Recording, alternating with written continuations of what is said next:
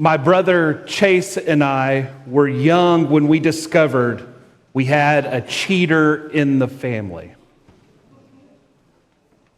I was around 10 years old. Chase was 8. We were sitting at the dining room table when it all became clear that something was wrong. Looking around the table, we began to notice that our situation was getting dire. This Monopoly game was getting out of hand. There was one player that was dominating. They had stacks and stacks of money and more hotels than could fit on the board. It was also strange that this person seemed to roll a lot more frequently than us. So I started to keep a sharper eye on the game. I discovered that if we weren't paying attention when it came time for one of us to roll, this person would just skip us and roll. And then they would deny it.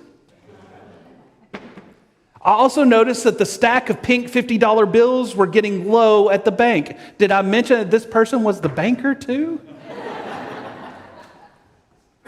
Needless to say, we got smoked at Monopoly that night, and we were furious.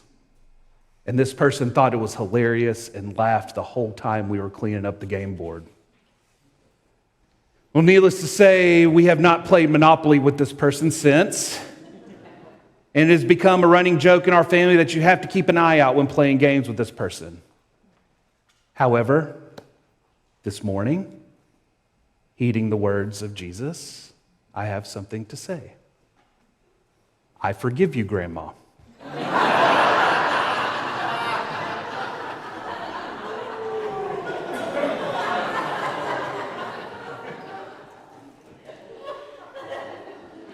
I wanted to start this morning with a lighthearted story because, as we all know, the act of forgiving isn't always an easy road.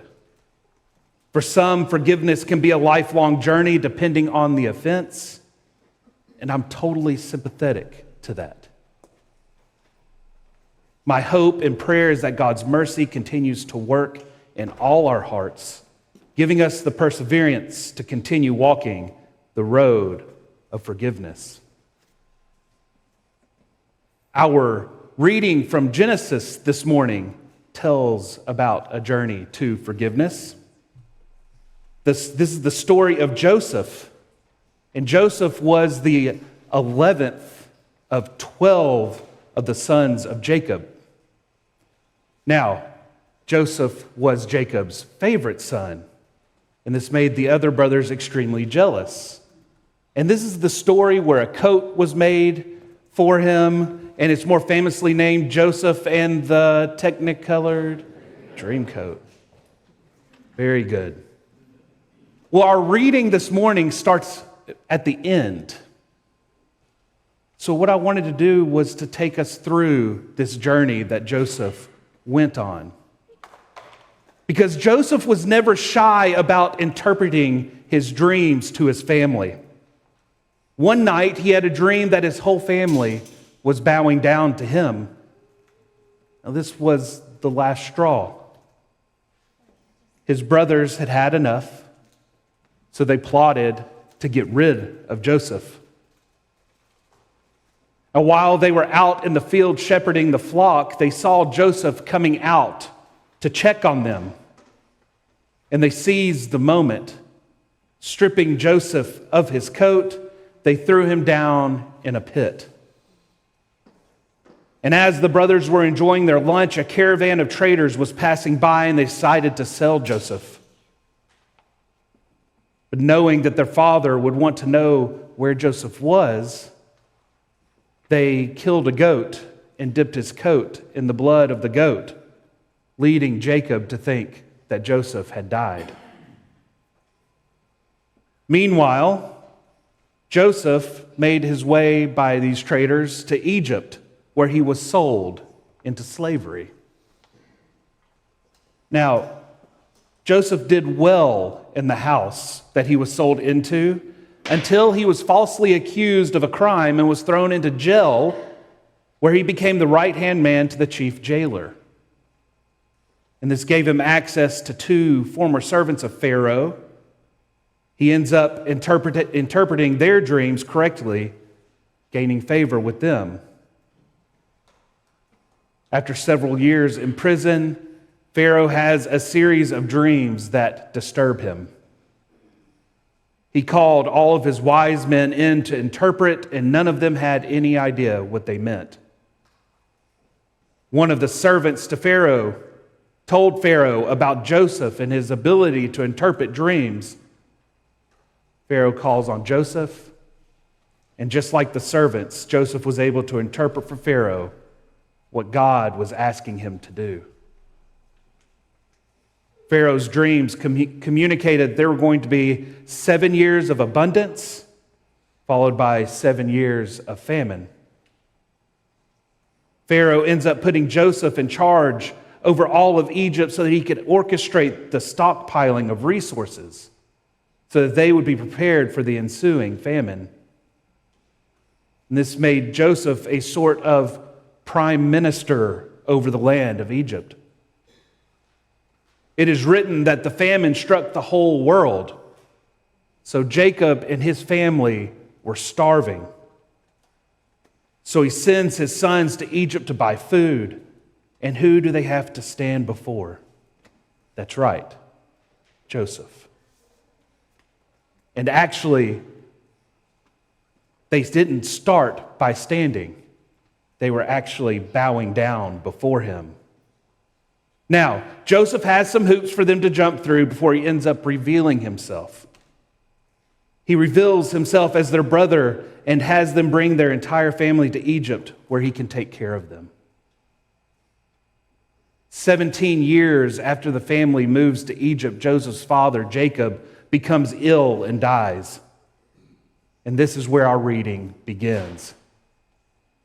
Because this creates great discomfort for the other brothers. They come before Joseph and ask for forgiveness. And what does Joseph do? He forgives them. But he not only forgives them, he says that the actions they took against him ended up preserving their family's life. God took what had been done to Joseph and graciously turned it around for good. Now, unlike my Monopoly story, Joseph's story is a real case study for our gospel reading today. Peter has yet again put himself in the driver's seat and asks Jesus how many times he must forgive someone who repeatedly sins against him. Peter then asks if 7 times is enough. To us, the number 7 is just that. We can count it on 2 hands. 7 would have been much easier to forgive me 7 times for stepping on his feet in the past 2 years. However, in Jewish tradition, the number 7 is considered to be perfect. Peter is asking if perfection is enough. And in the same vein, we look at Jesus' response of 77 times and think, whoa, Jesus, that takes up almost 8 full hands. But again, if we read this in the Jewish tradition, the number 77 would indicate perfection.